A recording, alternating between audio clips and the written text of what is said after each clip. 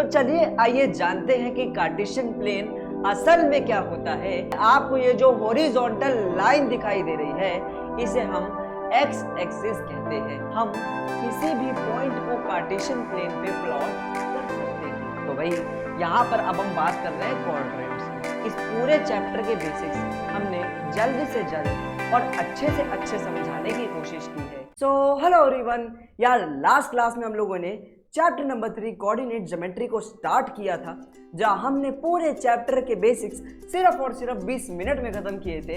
यार आज हम उस चैप्टर की सारी एक्सरसाइजेस की एक ही वीडियो में समाप्ति कर देंगे, लेकिन उससे पहले अगर किसी ने वो वीडियो नहीं देखी, बेसिक्स वाली वीडियो नहीं देखी, तो यार प्लीज जाकर देख लो। 20 मिनट की बात है, वरना ये चीजें समझ नहीं आएंगी। ठीक है, तो यार जल्दी जल्दी आई बटन पे क्लिक कर दो, ऊपर आपको लिंक दिख रहा होगा, आप क्लिक कर वीडियो देख सकते हैं। और अगर जिसने वो वीडियो देख ली है तो यार आज हम एक्सरसाइज की और अपने पैर बढ़ाने जा रहे हैं, अपने कदम बढ़ाने जा रहे हैं।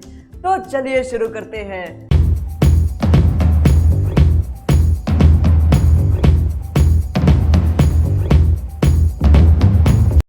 यार सबसे पहले हम शुरू करने जा रहे हैं एक्सरसाइज 3.2 और उसका पहला क्वेश्चन आप देखेंगे तो हमसे कह रहा है कि आपको यहाँ पर कुछ आंसर देने हैं क्वेश्चंस के। तो कौन कौन से क्वेश्चन आइए चलिए नजर मार के देखे जाए। तो कह रहा है यार आप नाम बताइए, किसका नाम बताइए, हॉरिजॉन्टल और वर्टिकल लाइंस का, जो कि किसी पॉइंट की पोजीशन को डिटरमाइन करने में मदद करती है।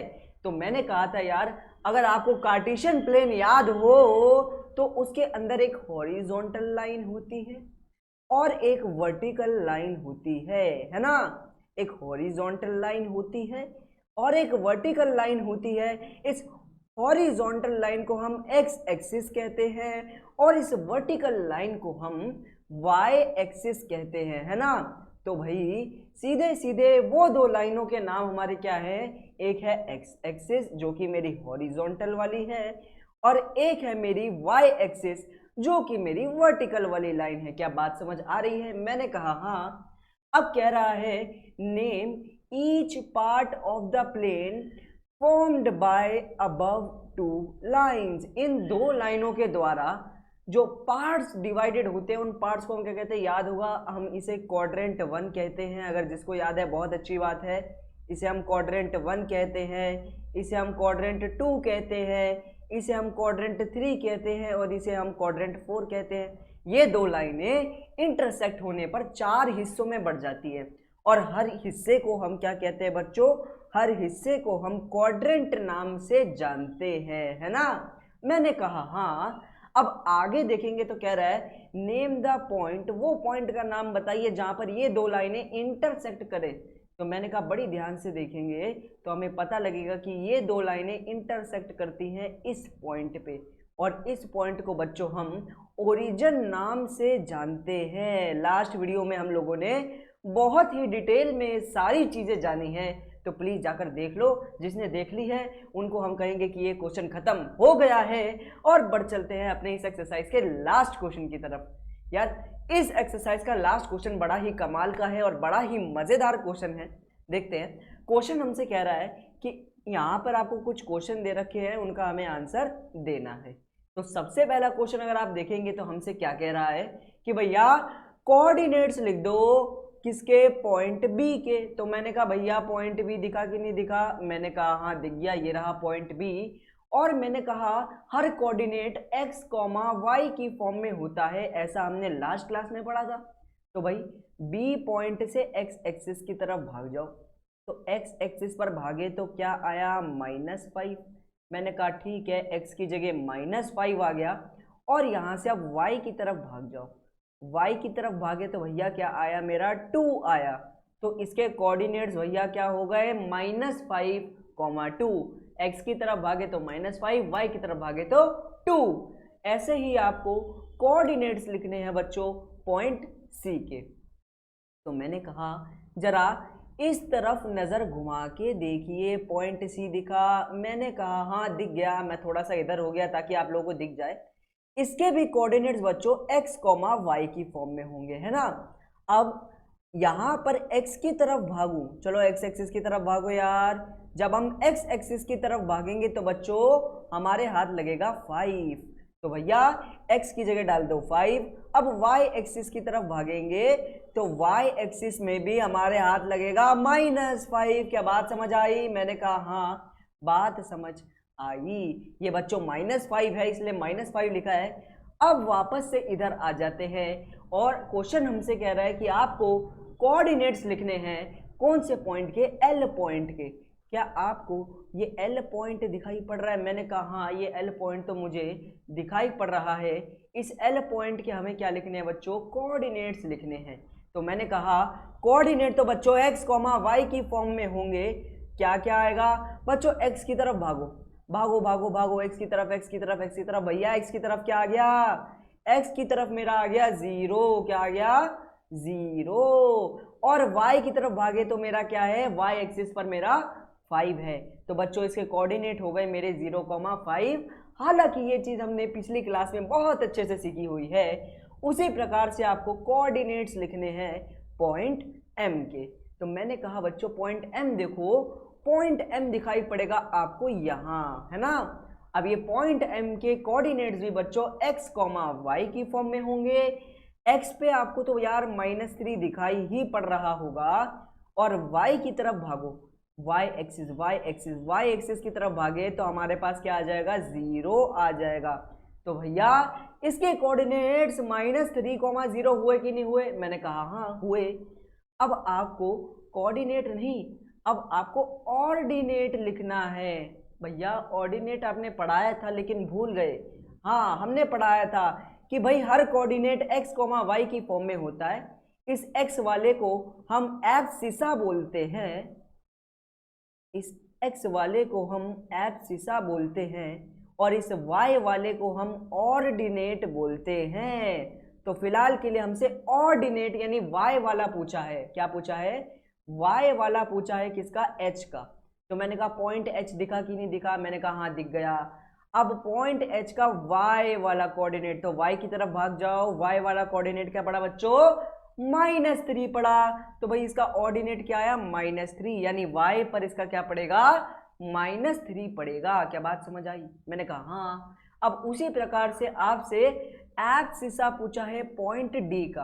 अब एब्सिसा मैंने बताया क्या होता है? x कोऑर्डिनेट होता है। तो पहले पॉइंट D ढूंढो। ये रहा पॉइंट D, दिखाई पड़ा? मैंने कहा हाँ। अब इसका x वाला, तो x की तरफ भागो।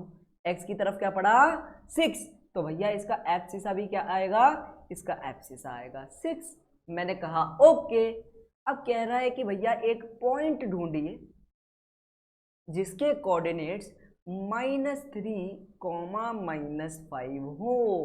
तो मैंने कहा इतने सब में ढूंढने पर मेरे को वो कोऑर्डिनेट पॉइंट E का मिला है। अब अगर मैं पॉइंट E के कोऑर्डिनेट निकालूं तो आप देखेंगे कि पॉइंट E का जो x वाला है वो है -3 और पॉइंट E का जो y वाला है वो है -5। पॉइंट E का x वाला -3, y वाला -5।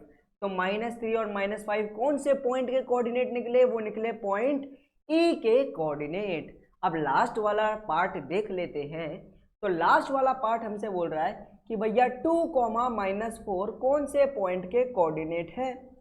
तो मैंने कहा ओके 2, -4 भी जल्दी जल्दी ढूंढ लेते हैं।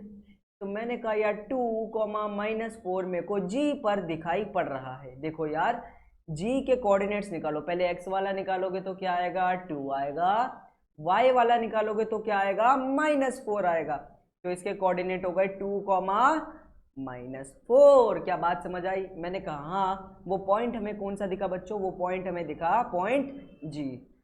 यहां पर आपकी एक्सरसाइज 3.2 खत्म हो जाती है। भैया एक्सरसाइज 3.1 तो करवाई नहीं। भैया एक्सरसाइज 3.1 खोल के देखिए, बस उसमें रीजनिंग वाले क्वेश्चन हैं जहां आपको बस ये बोला गया होगा टेबल पे लैंप पड़ा है, कैसे मेजर करोगे। वो चीज़ पेपर में आपसे नहीं पूछेंगे और मेरे हिसाब से कोऑर्डिनेट ज्योमेट्री में वो ज़रूरी भी नहीं है। ज़रूरी था ये कोऑर्डिनेट्स, एब्सिसा और ऑर्डिनेट। ठीक है, ये तीनों चीज़ें हमने अच्छे से क्लियर करी।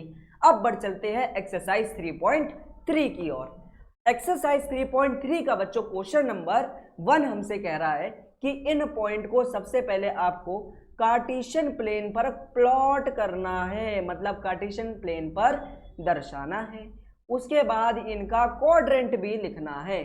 तो मैंने यार आपको बता रखा है कि ये वाला हमारा फर्स्ट क्वाड्रेंट होता है, ये वाला हमारा सेकंड क्वाड्रेंट, ये वाला हमारा third quadrant and at last ये वाला हमारा फोर्थ क्वाड्रेंट होता है ना। पॉइंट को प्लॉट करते हैं 3,-1। तो मैंने देखा x की वैल्यू यहाँ पर क्या है 3, y की वैल्यू -1। तो x की वैल्यू यहाँ पे 3, जाना किधर -1 की तरफ, तो मेरे को ये मेरा पॉइंट मिल जाएगा। ओके, तो आप देखेंगे मेरा पॉइंट आया मेरे पास ये वाला।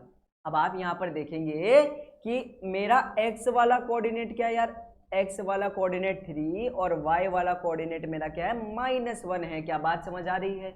जब मैं x की तरफ जाऊंगा 3, जब मैं y की तरफ जाऊंगा -1। ये कौन से क्वाड्रेंट में आ रहा है? मैंने कहा ये तो फोर्थ क्वाड्रेंट में मेरे को दिखाई पड़ रहा है। तो मैंने कहा ये मेरे को फोर्थ क्वाड्रेंट के अंदर दिखाई पड़ रहा है। मैंने लिख दिया ये मेरे को कौन से क्वाड्रेंट में दिख रहा है बच्चों, फोर्थ क्वाड्रेंट में। ऐसे ही -2,4। तो आ जाओ यार, यहाँ पे x की वैल्यू क्या है -2, तो x पे आ जाओ -2। जाना किस तरफ, 4 की तरफ। चलो भाई 4 की तरफ भागो भागो भागो भागो भागो भागो भागो भागो भागो भागो। 4 आ गया, पकड़ लो इस पॉइंट को भैया, ये पॉइंट आ गया मेरे पास। यहाँ पर अगर मैं x की तरफ भागूंगा तो मेरा -2, और मैं अगर y की तरफ भागूंगा तो मेरा क्या आ जाएगा 4 आ जाएगा। क्या बात समझ आ रही है? और ये कौन से क्वाड्रेंट में आया बच्चों, ये आया सेकंड क्वाड्रेंट के अंदर। तो यहाँ पे लिख दो ये कौन से क्वाड्रेंट से, ये सेकंड क्वाड्रेंट से है। मैंने कहा ओके।